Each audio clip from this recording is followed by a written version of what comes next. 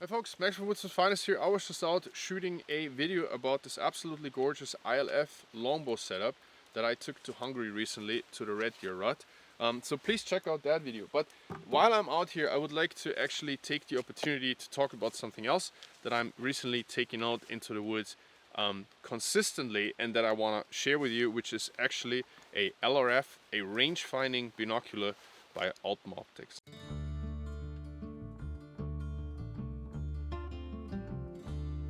I'm aware of the bonds that were created today. When you told me that sure there's a way. The water's so still and my pain has gone away. The air is much cleaner after it rains. Hey folks, Max here from Woodsman's Finest. It was a gorgeous Sunday fall day here. It's just about 10 degrees Celsius, which I actually like. Fall is finally here. That is complaining on very, very high level because we had an absolutely gorgeous fall so far. Just over 25 degrees Celsius a couple days ago. Now, I'm out here. I'm wanting to share a product with you that I've been using for the last 3 or 4 months actually, consistently on 2 different continents. I took it to Alberta for some blackbird guiding. I recently took it to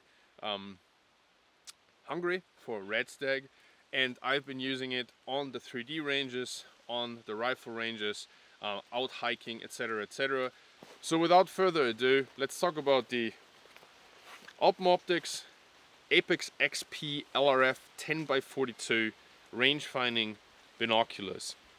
Now these puppies were first introduced to me when I went to the IWA, the biggest outdoor show or expo in Nuremberg in Europe.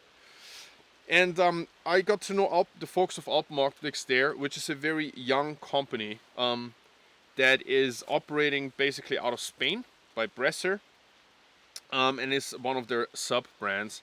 And I was drawn to them because they have a really nice team. They have a very unpretentious kind of appearance, super nice colors, great color scheme, if you will, but also an absolute top product. And running around the IWA, looking at a bazillion different products, I got really numb, to be honest. But then I found this nice little booth, super nice colors, beautiful pictures, and like a small but very selected product range, and I got to talking with those guys. So my affiliation with them is I asked them to send me a couple products and check them out, because I'm a young guy with not a lot of funds, and I wanted to have a product, not only optics for my rifles, but also a Bino setup that I could actually afford and other people in my situation could actually afford and still get a top quality product. Now I'm gonna link, of course, their website, their catalog, everything below, but without further ado, what are we looking at? A 10x42 Bino. Why 10x42? Let's go over that very quickly. I do a lot of different environments. I mean, the mountains in Austria are vast, the distances can be very big, but I also found myself, of course, in the forest, red stag, stalking, hunting bears in Alberta. Sometimes the distances were pretty far to check, you know, to judge an animal, for example, not always for hunting, just also for scouting, etc. And sometimes the distances would be very close. But in general, especially also with the 3D archery that I'm doing, where I need to find like a kill zone on a target at like 40-50 yards. I want to check where an arrow hit, especially, like, etc, etc. An 8x42 would be a little bit too little in terms of magnification, but going with a much bigger Bino, I wouldn't be able to really use my Bino harness, which is a super affordable one by, I think, Horn Hunter or something like that. I've had this thing for years, used it all over the globe. It doesn't give in, you know. So I've been using this. I wanted to keep using it, didn't want to buy something new if I didn't need it, and I still wanted to be able to put the binos in. Now the fit's a little bit snug, but it definitely works, and it still closes up, and I can still shoot my bow with it. So all things just perfect. So this is why I went with a 10x42. It's just a super nice all-rounder for me. In terms of features on this pair of range-finding binoculars, laser range-finding. That's what LRF stands for. Well, very basic. You know, you have your dioptrine setting. You can set your eye relief. You can set your dioptrine. You can, you know, open up to whatever like facial structure you have, and then different on these, of course, because they are running with a laser rangefinder. They have the laser up front here, and then they have a watertight, and in this weather that is actually pretty relevant, waterproof compartment over here. We're using a I think it's a CR123 classic battery, which is also of course doing something in terms of weight, but I'm gonna get to this in a moment. Then we have two buttons up here. One of course is for ranging, so you have a reticle that is appearing in there obviously, and then you use the button to range or to consistently range. So it's gonna, you stay on the button, it's gonna, as you go, it just tells you different distances to objects that you're actually glancing over. And then on the other side you have a menu button. If you press it long, you're going through the classic menus, which is going to be switching between meters and yards. And then you can also switch between telling you the degrees in terms of what you call it, in terms of angle. So if I'm angling up or angling down, it can tell you the degrees. Or if you're switching to the other setting, which is more important for me, especially with a rifle, is it's gonna tell you the actual distance, or it's gonna tell you the ballistic distance. So if I'm looking down at an object, even like when I do bow hunting, and that's very relevant for me, what the difference is between the two distances. I might like go from a tree stand down into like a mud hole or something like that, a water hole, and it's like 18 yards direct distance, but from the tree and the ballistic distance that's important for me in terms of gravity and in terms of arrow trajectory, because it's a very steep angle, it might only be, instead of 18, it might only be 12, 15, 14, whatever, depends on the angle. And that is actually what I am shooting that distance for. So this is what it also makes it so significant to have these two features.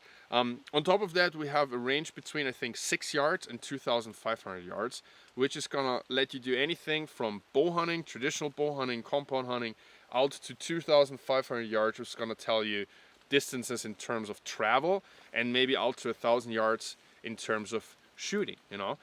So all of this is fine and dandy. Of course, why did I go with an LRF over my regular binos with a secondary rangefinder? I think the argument for that for me is always, if I can go with one product, bring one piece of equipment rather than two, I'm gonna do that. So another reason why I like having an integrated laser rangefinder in my binos is that very often in a hunting situation, I am basically judging the animal and ranging it at the same time, which is very limited. The time is limited, the opportunity is limited. You're working for opportunity for a very long time, and then it comes up and you're like fiddling around with your binos, then your rangefinder, and etc, etc. It's more movement, it's more likely to get busted, etc, etc. So with these, I bring them up, check the distance, judge the animal, bring him down, get ready to shoot whatever it is. And this is a very strong argument for me, to be honest. Now, why even bring in a rangefinder? There's a lot of reasons. First of all, it is a lot more ethical way in general to go about hunting. No matter if it's trad, modern trad, compound, rifle, not to judge an animal that you don't know how big it is at various differences and then go with that. I always like to verify it is something that I owe to the animal to be able to put the best estimation at distance and making the best shot. Now, another reason for bringing a laser rangefinder, even if you're someone who judges yardage and is very much about doing that, being very traditional, whatever it is, you need to be able to verify your estimations. So what I do a lot, especially around the 3D archery range, before I go to competitions where I'm not allowed to range, is that I judge a certain distance, at least try to, and then I verify it right after, which I did on the archery range today as well. which you've been seeing here, or you're gonna see here in a short clip. So that's very important for you. Now, of course, there's two downsides. If you're only into archery competitions, and you of course bring a pair of binoculars, or binoculars, it's not a pair of binoculars, just binoculars to a 3D archery competition, you're not allowed, of course, to have a 3D, like a laser rangefinder in it. So then you need a second pair, basically. If you're new to the channel, folks, there's hundreds of videos of all kinds on this channel, outdoor related, carving related, skill related. There's canoeing, there's all kind of stuff, and a lot of archery and gear content. So please, if you're new, since there's over 75% of viewers not subscribed, take the second to like and subscribe. It helps me out a lot. This is not even sustaining itself. It has a lot to do with labor of love, but I would really like to get to the point where this is at least sustainable. I'm not making any money with YouTube or whatsoever, but I would like to at least pay the bills for the software, for the music, and all of this kind of stuff. So I would really appreciate that. Other than that, let's just continue with the scheduled program. So when you do traditional archery, bare bow compound, it's very good to have, of course, range finding binoculars with you. However, you cannot use them for competition. So then you would have to go back to binos and a rangefinder externally. Now, in my case, like I said, it makes absolutely sense having a couple of other binoculars from my former, from before. It makes absolutely sense to upgrade now in the situation I am in to a range-finding binocular. Downsides to LRFs in general, there is two kinds in my opinion. And I'm sorry, the sound might have changed a little bit because my mic actually died and I'm now recording directly into the camera body. Range-finding binoculars, because of housing to the battery, the processor, the laser, etc., they're always going to be heavier and bulkier. That's just what it is. It's a little bit of a trade-off for having everything in one package. But even that being said, this most compact, pretty much, bino harness on the market that I've found, which is the Horn Hunter, still houses these, and most other ones are actually more roomy and more square. So this is definitely a very, very slender one, and this is still gonna take the 10x42s by Alpenoptics. Another downside that you're gonna have always is that there is actually a display, a screen that is between the lenses in here that's gonna show you the reticle and the reticle and the distances and the modes and so on and so forth. Also, another thing that I haven't mentioned that you can do in here is that you can actually change the brightness. I forgot about that with the menu, so you can do brightness changes as well.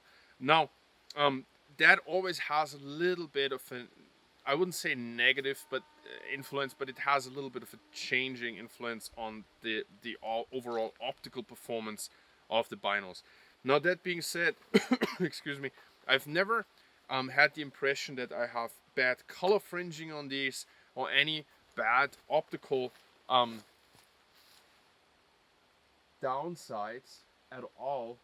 In fact, they're pretty bright. The colors are really nice. They're super sharp. And like you've seen in the video as well, their performance when it comes to range finding is very reliable. So up there, at the wall right there, I just measured 1,000 meters. What are we there? 995.6, 927.8, and it also gives me the compensated distance. So going up there, I'm measuring 1009, and ballistic distance would be 922. So there you go. You're going from 1,000 meters to 922 meters, in fact, because of the angle being rather steep. And that is not even crazy steep, right? So absolutely nice performance on these. Of course, you're always gonna have a little bit of differences in reliability when it comes to ranging on very bright days on different backgrounds. So today we're having obviously an overcast day. There's no super bright light coming in, so the measurement is very reliable. I've had difficulties with rangefinders of all price segments when it came to reliability on super bright days or when it became very, very dark. But that is not something that you know, it's price specific or product specific. That is just something that has to do plain and simply with the technology level that we're at, and there is still limits to that, and sometimes you get around it. You don't measure at the super bright background, but you just measure at something that's maybe right next to it that is darker, and you can still get a reliable distance for that. So other than that, there's really not much to say other than I'm super happy with this product. It doesn't have major downsides except for the ones that you would expect from an LRF. I like these binos, that's why I've taken them to very high consequence areas, you know, bear guiding in Alberta, etc., etc. I wouldn't have taken them if I would not trust them. So nice job on these Alpenoptics. So folks, I hope that you've been enjoying the content today. Sorry for the changing lighting conditions. This is the Alps. You know, weather is changing quickly, and it's fall. So I hope that you have been enjoying this video. I hope it was helpful for you, maybe in general talking about LRFs, and then maybe specifically about this Alpenoptics Apex XXP 10x42's LRF. So maybe this was helpful for you in some way, shape or form. And so I hope that you're going to tune in next time as well. It's getting dark and cold and I'm going to get out of here. Have a good one. Cheers.